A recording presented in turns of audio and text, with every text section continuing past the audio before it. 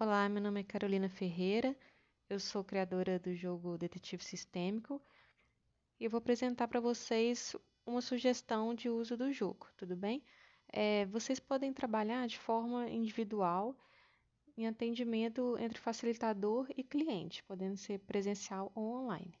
Aqui nós seguimos esse é o tabuleiro do jogo, que você pode trabalhar com seu cliente essas questões apresentadas. Tá bem? Então, eu sugiro trabalhar até umas 3 questões por sessão. O campo personalidade é o campo onde vai representar o jogador, que vai ser as cartas do Eneagrama. Tá? Então, essas são as cartas, nós temos 9 perfis, né? 9 tipos, e todos estão explicados no manual. As características, as crenças, a frase de cada um.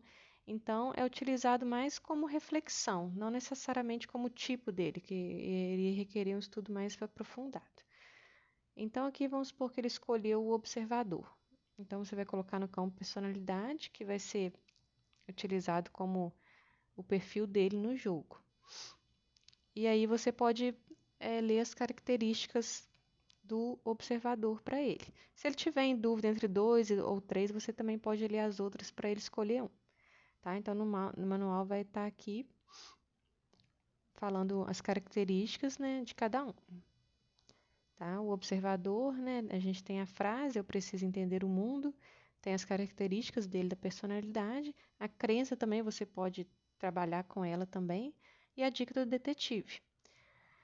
Os bonecos eu coloco aqui como sugestão também, eles não estão inclusos no jogo, seria para representar o cliente e as questões. Então, você pode utilizar bonecos, âncoras, pedras, né? Se caso não tivesse essas âncoras, pode ser utilizado também a própria carta do Eneagrama no campo, tá bem? Então, você vai pedir para ele escolher um boneco para representar, ele no caso que é o observador, e posicionar no campo. Aqui eu coloquei um exemplo do dinheiro. Então, vai pedir para ele posicionar no campo o dinheiro, ver onde que fica mais confortável para ele.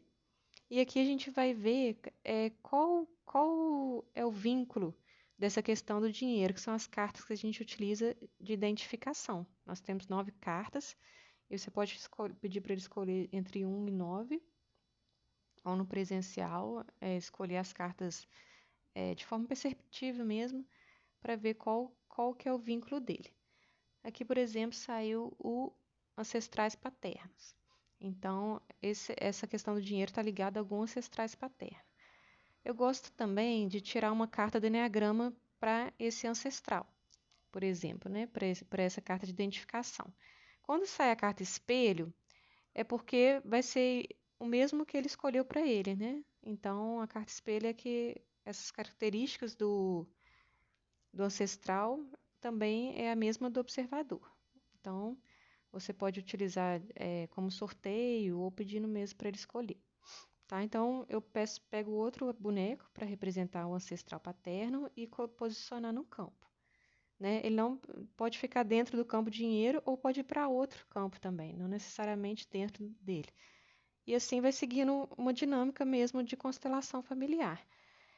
E para auxiliar na dinâmica, a gente tem as cartas de solução, que são as cartas com frases, né, baseadas nas obras de Bert Helly, nos treinamentos e cursos, que são especificados para cada questão. Tá? Então, cada uma, família, relacionamento, projetos, crianças, excluídos, todos vão ter frases específicas. Né? Então, aqui no caso, você poderia tirar uma do dinheiro ou alguma outra relacionada com essa questão. Tá bem? Então, você vai pedir o cliente para ler essa frase para esse ancestral e vai seguindo as dinâmicas, né, de constelação, ver os movimentos, né, se pode utilizar mais cartas também, se necessário. E a partir daí, tem a sugestão do manual para você seguir para outros campos, né, que é o brinde do detetive. Então, você pode seguir a partir daquele que você está ou ir seguindo a intuição mesmo do cliente. Os outros campos vai ser trabalhados da mesma maneira, tá? Mesma dinâmica mesmo. O dilema, que eu vou explicar aqui à parte, que é feito da seguinte forma: o cliente ele vai ser sempre na letra C, você vai posicionar ele na letra C e vai ser quando ele está numa dúvida, alguma decisão que ele tem que tomar. Então, por exemplo, ele tem que comprar um imóvel e está na dúvida se compra ou não. Então, você pode pedir para ele escolher entre A e B. O A, por exemplo, você coloca sim no papel e o B não, sem que ele saiba no momento. E pode pedir para ele sentir o campo mesmo, sentir o A, sentir o B, para ver qual que ele sente melhor. Se ele não ainda estiver na dúvida entre os dois, ele vai para o campo D. O campo D é o campo dos recursos. Então, você coloca o recurso externo do lado direito, interno do lado esquerdo, para ajudar ele nessa decisão. Então, ele é um campo que vai decidir entre A e B, ou nenhum deles. Vai ver que tem uma outra possibilidade. Né? Então, se ele vê que não é nem A nem B, ele vai para o campo E. O campo E é o campo de todas as possibilidades. Então, além de A e B, ele pode encontrar uma outra opção, né? Então, ele vai sentir ali qual que é o campo que ele deseja ficar, qual que está mais forte, né? Se vai ser o E, o A e o B. E é isso. As cartas eu sempre coloco aqui no meio trabalhadas, para no final você pode tirar uma foto com as frases, né, trabalhadas para mandar para o seu cliente. Tá bem? E a gente termina aqui com a cartinha da imagem final para fechar o jogo. Tudo bem? Eu agradeço a todos aí a atenção, tá? E vocês podem continuar seguindo o jogo de outras maneiras, de acordo com a percepção de vocês. Muito obrigada. Qualquer dúvida, estou à disposição. Abraço.